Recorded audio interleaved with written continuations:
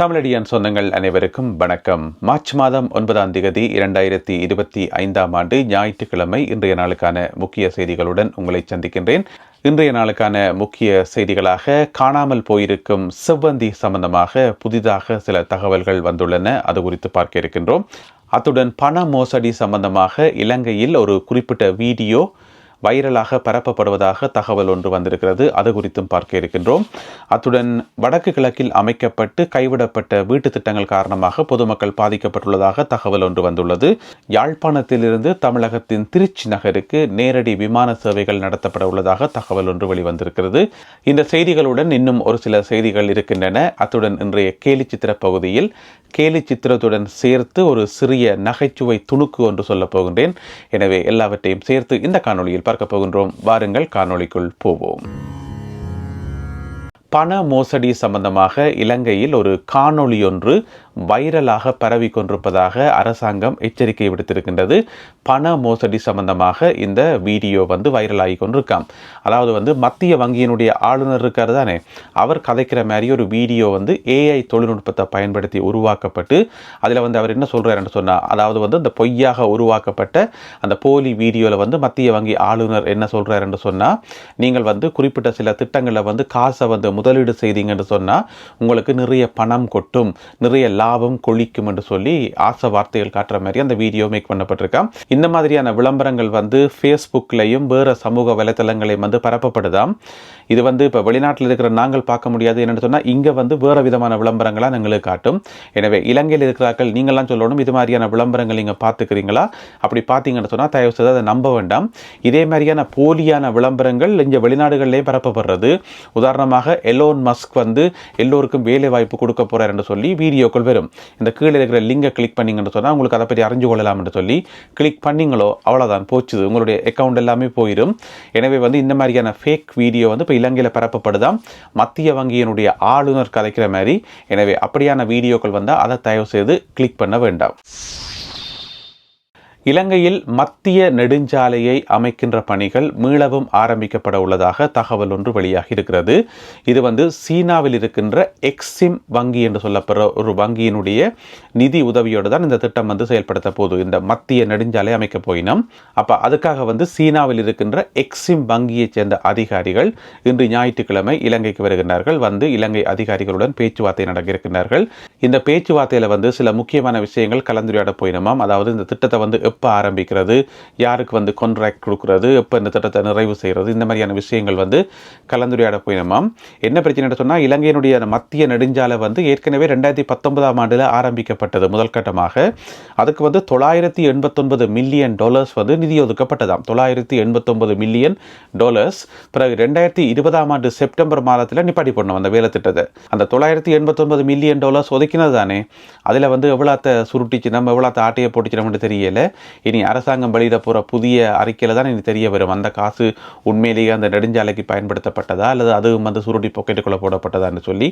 எனவே இலங்கையில் மத்திய நெடுஞ்சாலையினுடைய உருவாக்க பணிகள் மிக விரைவில் ஆரம்பிக்கப்படும் என சொல்லப்படுகிறது. யாழ்ப்பாணத்திலிருந்து தமிழகத்தின் திருச்சி நகரத்துக்கான நேரடி விமான சேவைகளை இண்டிகோ விமான நிறுவனம் ஆரம்பிக்க உள்ளதாக தகவல் ஒன்று வெளியாகி இருக்கின்றது. இந்த மாதம் 30ஆம் தேதி, மார்ச் மாதம் 30ஆம் தேதியிலிருந்து சேவைகள் ஆரம்பிக்கப்படும். வாரத்தில் 7 நாளுமே சேவைகள் இருக்கும் என்று சொல்லப்படுகிறது. அதே நேரம் ஒரு நாளைக்கு ஒரு தடவை என்கின்ற அடிப்படையில் முதல் கட்டமாக சேவை ஆரம்பிக்கப்படுமாம். இதற்கான பயண நேரம் 55 நிமிடங்கள் என்று சொல்லப்படுகிறது. உதாரணமாக யாழ்ப்பாணத்திலிருந்து பிற்பகல் 3 மணி 10 நிமிடத்துக்கு வெளிக்கிட்டால் தமிழகத்துக்கு போகிறதுக்கு, அதாவது திருச்சி நகரத்துக்கு போகிறதுக்கு மாலை 4 மணி 5 நிமிடம் ஆகுமாம். ஆகவே 55 நிமிடங்கள் மொத்த பயண நேரம். இந்த மாதம் 30ஆம் தேதி யாழ்ப்பாணத்துக்கும் திருச்சிக்கும் இடையிலான நேரடி விமான சேவை ஆரம்பிக்கப்பட உள்ளது. பாராளுமன்ற உறுப்பினர் துரைராசா ரவிகரன் அவர்கள் நேற்று பாராளுமன்றத்தில் ஒரு அதிர்ச்சியான தகவல் ஒன்றை வெளியிட்டவர். என்னென்னு சொன்னால், 2018ஆம் ஆண்டில் வீடமைப்பு திட்டம், வீட்டு திட்டம் வழங்கப்பட்டதாம். எங்கே என்று சொன்னால் முல்லைத்தீவு, வவுனியா, கிளிநொச்சி, மன்னார் இந்த மாதிரியான மாவட்டங்கள் இருக்கிற மக்களுக்கு வீட்டு திட்டம் வழங்கப்பட்டதாம். 2018ஆம் ஆண்டு 7,50,000 ரூபாய் செலவில், அதாவது ஒவ்வொரு வீட்டுக்கும் 7,50,000 ரூபாய் ஒதுக்கப்படுமாம். அப்போ வீடமைப்பு அமைச்சராக இருந்தவர் இப்போதைய எதிர்க்கட்சி தலைவராக இருக்கும் இருக்கும் சஜித் பிரேமதாசா. சரி என்று வீட்டு திட்டம் எல்லாம் ஆரம்பித்து அந்த வீடு கட்டுற பணிகள் எல்லாம் நடந்து இருக்கக்குள்ள பிறகு ஆட்சி மாறினா பிறகு 2019ஆம் ஆண்டு ஆட்சி மாறினா பிறகு அதை அப்படியே கைவிட்டுட்டோமா. பிறகு 2019ஆம் ஆண்டு புதிய வீட்டு திட்டங்கள் கொண்டு வரப்பட்டது. ஆனால் அது கொடுக்கப்பட்டது வேறு ஆக்களுக்கு, அதாவது 2018ஆம் ஆண்டில் கொடுத்ததல்லோ அவைகளுக்கு கொடுக்காமல் வேறு ஆக்களுக்கு கொடுத்துறாங்க. அப்படித்தானே கொடுப்போம் நோமலா. ஆனால் 2019ஆம் ஆண்டில் வீடு திட்டம் வந்தாக்கள் எல்லாம் வீடு கட்டிட்டோம், வீடு கட்டி குடிபூர்ந்து பாலும் காட்சியாச்சு. ஆனால் 2018ஆம் ஆண்டு வீட்டு திட்டத்தில் சேர்த்துக் கொள்ளப்பட்டாக்கள் வீடு கட்ட ஆரம்பித்து அது இன்ற வரைக்கும் குறையாத்தனம் இருக்காம். அதனால் பல்லாயிரக்கணக்கான மக்கள் பாதிக்கப்படணும் என்று சொல்லி பாராளுமன்ற உறுப்பினர் ரவிகரன் அவர்கள் நேற்று பாராளுமன்றத்தில் உரையாற்றியிருக்கின்றார். எனவே கைவிடப்பட்டிருக்கிற அந்த வீட்டு திட்டத்தை இப்போதைய அரசாங்கம் பொறுப்பெடுத்து எல்லோருக்கும் வீடுகளை அமைத்து கொடுக்க முன்வர வேண்டும் என பாராளுமன்ற உறுப்பினர் ரவிகரன் அவர்கள் பாராளுமன்றத்தில் வேண்டுகோள் வைத்திருக்கின்றார். முன்னாள் ஜனாதிபதி ரணில் விக்ரமசிங்க அல் ஜசீரா தொலைக்காட்சிக்கு பேட்டி கொடுத்ததும் அதுக்கு பிறகு அவருக்கு என்ன நடந்தது என்றது எல்லாமே உங்களுக்கு தெரியும். அதில் ஒரு கேள்வி கேட்கப்பட்டது, இந்த பட்லந்த படுகொலை சம்பந்தமாக ஒரு கேள்வி கேட்கப்பட்டது. அந்த கேள்வி கூட நான் கோவப்பட்டு அவர் கேட்டவர் வேர் சார் ரிப்போர்ட் என்று சொல்லி பத்திரிகையாளர் பார்த்து கேட்கிறார். அதாவது பேட்டி எடுத்த ஹசனை பார்த்து கேட்டவர், அப்போ ரிப்போர்ட் இருக்குத்தானே பட்லந்த படுகொலை என்று சொல்லி ஒரு ரிப்போர்ட் இருக்குத்தானே என்று சொல்ல, இல்லை அந்த ரிப்போர்ட்டை காட்டுன்னு சொல்லி அவரை கேட்க, அப்போ அந்த பார்வையாளர்கள் மத்தியில் இருந்த ஹாரிசன், பிபிசி செய்தியாளர் ஹாரிசன் அந்த ரிப்போர்ட்டை காட்டினவா. அதுக்கு ரணில் விக்ரமசிங்க சொன்னவர், இல்லை அதெல்லாம் செல்லுபடியாகாது, நீங்கள் காட்டுற ரிப்போர்ட் எல்லாம் செல்லுபடியாகாது, ரிப்போர்ட் பாராளுமன்றத்தில் சமர்ப்பிக்கப்பட்டிருக்கணும், பாராளுமன்றத்துக்குள்ளே இருக்கணும், அப்போ தான் அதை ஏற்றுக்கொள்ள முடியும் என்று சொன்னவர். இப்போ ஒரு அமைப்பு இப்போதைய அரசாங்கத்தை கேட்டிருக்கிறது, அந்த ரிப்போர்ட்டை கொண்டு பாராளுமன்றத்தில் சமர்ப்பிங்கன்னு சொல்லி. ஏன்னு சொன்னால் அவர்கள் கோரிக்கை வைக்கிறதுக்கு மிகச்சிறந்த அரசாங்கம், மிக பொருத்தமான அரசாங்கம் இந்த அரசாங்கம் தான். ஏன்னு சொன்னால் ஜேவிபியோட சம்பந்தப்பட்ட விஷயம். எனவே அந்த பட்லந்த படுகொலை அறிக்கையை பாராளுமன்றத்தில் சமர்ப்பிக்கணும் என்று சொல்லி ஒரு அமைப்பு கோரிக்கை வச்சிருக்கிறது. மக்கள் போராட்ட கூட்டணி என்று சொல்லப்படுற ஒரு அமைப்பு, மக்கள் போராட்ட கூட்டணி என்று சொல்லப்படுற ஒரு அமைப்பு. அதோடு அந்த அமைப்பு இன்னும் ஒரு கோரிக்கையும் வச்சிருக்கேன் என்று சொன்னால், முன்னாள் ஜனாதிபதி ரணில் விக்ரமசிங்க இருக்காரல்லோ அவருடைய குடியுரிமையை பறிக்க சொல்லி, அதை ரிவோக் பண்ண சொல்லி கோரிக்கை வச்சிருக்கணும். எனவே அந்த கோரிக்கை நிறைவேற்றப்படாது நினைக்கிறேன். இருந்தாலும் அந்த பட்லந்த படுகொலை அறிக்கையை இப்போதைய அரசாங்கம் ஜனாதிபதி அனுரகுமார திசாநாயக்க தலைமையிலான இந்த அரசாங்கம் கட்டாயம் பாராளுமன்றத்தில் சமர்ப்பிக்கணும். பாராளுமன்றத்தில் இல்லையண்டி போட்டு அது ஒரு திமிர்த்தனமாக காய்ச்சவர் ரணில் விக்ரமசிங்க. எனவே பாராளுமன்றத்துக்கு அது கட்டாயம் கொண்டு வரப்படணும். அரசாங்கம் உரிய நடவடிக்கை எடுக்கணும். நீண்ட காலமாக தேடப்பட்டு வருகின்ற செவ்வந்தி குறித்து ஒரு சில புதிய தகவல்கள் வந்திருக்கு. என்னென்னு சொன்னால், இலங்கை போலீஸ் மற்றும் இராணுவத்தினர் எல்லோரும் சேர்ந்து 200க்கும் மேற்பட்ட இடங்களில் போய் தேடி இருக்கிறோம் செவ்வந்தியை. 200 இடங்களில் செவ்வந்தி இருக்கலாம் என்று சொல்லி தேடி 200க்கும் மேற்பட்ட இடங்களில் தேடுதல் வேட்டை நடத்தியதாக சொல்லியிருக்கிறார்கள். அந்த 200 இடங்கள்லேயும் செவ்வந்தி இல்லை. அதே நேரம் தென் மாகாண கடல் இருக்கு தானே, அந்த கடல் வழியாக தப்பிச்சு வேறொரு நாட்டுக்கு போயிருக்கலாம் என்று சொல்லி ஒரு தகவல் வந்திருக்காம். அதே நேரம் இன்னும் ஒரு தகவல் வந்திருக்காம். என்னென்னு சொன்னால், இந்த கொலை சம்பவம் இடம்பெற்று 2 நாள் கழிச்சு, அதாவது பிப்ரவரி மாதம் 19ஆம் தேதி தானே கொலை சம்பவம் நடந்தது. அதுக்கு பிறகு பிப்ரவரி மாதம் 21ஆம் தேதி நினைக்கிறேன் களுத்துறை பகுதியில் இருக்கிற ஒரு நகை கடைக்கு போய் 5 லட்சம் ரூபாய்க்கு நகை வாங்கி கொண்டு போயிருக்கிறார். என்னத்துக்கு நகை வாங்கினான்னு தெரியல, என் கல்யாண உடனோ தெரியல. 5 லட்சம் ரூபாய்க்கு நகை வாங்கி கொண்டு போயிருக்கிறா. அப்படி போய் நகை கடையில் நகை வாங்கிக்கொள்ள அந்த கடைக்காரருக்கு தெரிஞ்சிருக்காதா இவா தான் செவ்வந்தி என்று சொல்லி, இவா தீவிரமாக தேடப்படுறா, போலீஸால் தேடப்படுறான்னு சொல்லி தெரிஞ்சிருக்காதா? அப்பயே அவர் போலீஸுக்கு சொல்லல. அது மட்டும் இல்லாமல் அந்த கடைக்குள்ள எடுக்கப்பட்ட சிசிடிவி ஃபுட்டேஜ் இருக்குன்னு தானே, அது இது வரைக்கும் வெளிவரையில, அது சம்பந்தமான தகவல் ஒன்றும் சொல்லப்படையில. ஒருவேளை அந்த கடைக்காரருக்கு தெரிஞ்சிருக்குன்னு சொல்லி இவா தான் செவ்வந்தி என்று சொல்லி எதுக்காக தேவையெல்லாம் காட்டி கொடுத்து ஒரு நல்ல கஸ்டமரை இழப்பான்னு சொல்லி அப்படி நினைச்சார இன்னும் தெரியல.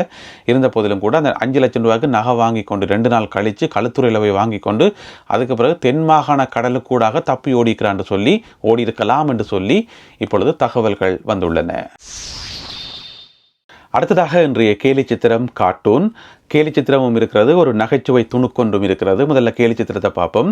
அதாவது போலீஸ் ஒரு சாதாரண குடிமகனை பார்த்து ஒரு போஸ்டர் மாதிரி ஒன்றை காட்டுறார், ஒரு படம் ஒன்றை காட்டி. அந்த படத்தில் பார்த்தீங்கன்னு சொன்னால் போலீஸ் அதிபர் தென்னக்கொண்டிருக்கார். அப்போ அவர்கிட்ட படத்தை காட்டி கேள்விப்படுது, இவரை எங்கேயாவது பார்த்துக்கிறீங்களான்னு சொல்லி. அதுக்கு அந்த பொதுமகன் சிரிக்கிறார், விழுந்து சிரிக்கிற மாதிரி. அதாவது போலீஸுக்காரரை இப்போ போலீஸ் அதிபரை தேடி கொண்டிருக்கணும். இப்படியான ஒரு வினோதமான சம்பவம் இலங்கையில் மட்டும்தான் நடக்கும்னு நினைக்கிறேன். எனவே போலீஸ்காரரை போலீஸ் அதிபரை இப்போ வலை வீசி தேடிக்கொண்டிருக்கணும். இது இன்றைய கேலி சித்திரம். அதோட இந்த நகைச்சுவை துணுக்கும் வந்து இதோட சம்பந்தப்பட்ட ஒன்று தான். என்னென்னு சொன்னால், இந்த ஞாயிற்றுக்கிழமை பத்திரிகைகளில் வந்து நகைச்சுவை துணுக்குகள் வருந்தானே, இந்த சிரிப்போ முல்லை விரிப்போன்னு சொல்லி முந்தி வீரக செல்ல வாரது. அதுக்கு பிறகு வந்து இந்த சந்திக்கு வராத சங்கதிகள், அப்படியோ சங்கதி என்று சொல்லி இந்த மாதிரியான தலைப்புகளை போட்டு ஏதாவது இந்த நகைச்சுவை விஷயங்கள் எழுதுவினோம். பெரும்பாலும் வந்து இந்த கிசுகிசுகான விஷயங்கள் தான் இருக்கும். அதே மாதிரி இந்த சண்டே டைம்ஸ் பத்திரிகையில் ஒவ்வொரு ஞாயிற்றுக்கிழமையும் கொழும்புலேருந்து வர சண்டே டைம்ஸ் பத்திரிகையில் வந்து ஒரு நகைச்சுவை பகுதி ஒன்று வாரது. 5th column என்று சொல்லி, 5வது column என்று சொல்லி, அந்த நகைச்சுவை பகுதியை வந்து எழுதுறவற்ற பேர் வந்து புஞ்சி பண்டா. அது ஒரு புனைவேர் தான். புஞ்சி பண்டான்ற பேரில் வந்து ஒரு ஆள் எழுதுவார். அவர் எந்த நாளும் பார்த்தா படத்து தான் கிடப்பார். அவர் வந்து ஒரு நீளமான தாடி வச்சிருப்பார், கண்ணாடி போட்டிருப்பார். இப்போ நீங்கள் படத்தில் பார்க்குறீங்க, இவர் தான் நாள். இவர் வந்து எந்த நாளும் இதே கோலத்தில் படுத்து கிடந்தோண்டு யாருக்காவது கடிதம் எழுதி கொண்டிருப்பார். ஒவ்வொரு ஞாயிற்றுக்கிழமையும் வந்து யாராவது ஒரு ஆளுக்கு வந்து நகைச்சுவையாக கடிதம் எழுதுவார். இன்றைக்கு அவர் எழுதிக்கிற கடிதம் யாருக்குன்னு சொன்னால், பொலிஸ்மா அதிபர் தென்னக்கோனுக்கு. அப்போ தென்னக்கோனுக்கு எழுதின கடிதத்தில் வந்து கணக்க விஷயங்கள் நகைச்சுவையாக சொல்லியிருக்கார். அதில் வந்து கீழே கடைசியில் போடுவார் பிட்குறிப்பண்டு போடுவார். அந்த பிட்குறிப்பை தான் நான் உங்களுக்கு சொல்ல போகிறேன். பிட்குறிப்பண்டு போட்டு சொல்லியிருக்கார். என்னென்னு சொன்னால், தென்னக்கோன் அவர்களே, உங்களுடைய நண்பர்கள் உங்களுடைய கொலைக்கு வந்து நீங்கள் மறைச்சி வச்சுக்கிற ஆயுதங்கள் எங்கே இருக்குன்னு கேட்பினோம். அப்படி கேட்கும்போது தயவு செய்து அதை காட்ட மட்டும் போயிடாயங்கோ. அதுக்கு பிறகு என்ன நடக்கும்ன்றதை நான் உங்களுக்கு சொல்ல வேண்டிய அவசியம் இல்லை. நீங்கள் எழுதின அந்த ஸ்கிரிப்டே உங்களுக்கு எதிராக திரும்பிடும். எனவே கவனமாக இருங்கோன்ற மாதிரி அந்த பிட்குறிப்பு வந்து சொல்லப்பட்டிருக்கிறது. இதனுடைய உண்மையான ஆழமான அர்த்தம் என்னன்றது உங்களுக்கு விளங்கும்னு நினைக்கிறேன். ஏன்னு சொன்னால், போலீஸ் வந்து எப்போவுமே ஒரு சிஸ்டம் ஒன்று வச்சிருக்கணும். யாராவது 2 பேரை சுடணும் என்று சொன்னால் உடனே கூட்டிக் கொண்டு போயிட்டு ஆயுதங்களை காட்ட சொல்லி கேட்பினோம். அந்த ஆயுதங்களை காட்ட சொல்லி கூட்டிக் கொண்டு போன இடத்துல வந்து அவையில் ஆயுதங்களை பறிக்க வந்தவே அதனால் சுட்டு போட்டோம்னு சொல்லி ஒரு கதை. இதே ஸ்கிரிப்ட் தான். இதே மாதிரி நிறைய சம்பவங்கள் நடந்திருக்குது. இப்போ கிட்டலையும் 2 பேருக்கு அந்த கொட்டாஞ்சனை சம்பவத்தில் கைது செய்யப்பட்ட 2 பேர் சுடப்பட்டது இப்படித்தான்.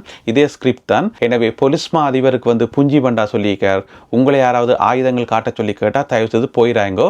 அதுக்கப்புறம் என்ன நடக்கும்ன்றது உங்களுக்கே தெரியும் என்று சொல்லி